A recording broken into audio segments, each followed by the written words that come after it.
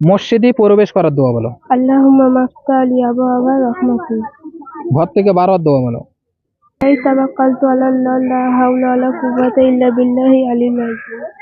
আলহামদুলিল্লাহ। তোতলামু দূর হওয়ার দোয়া।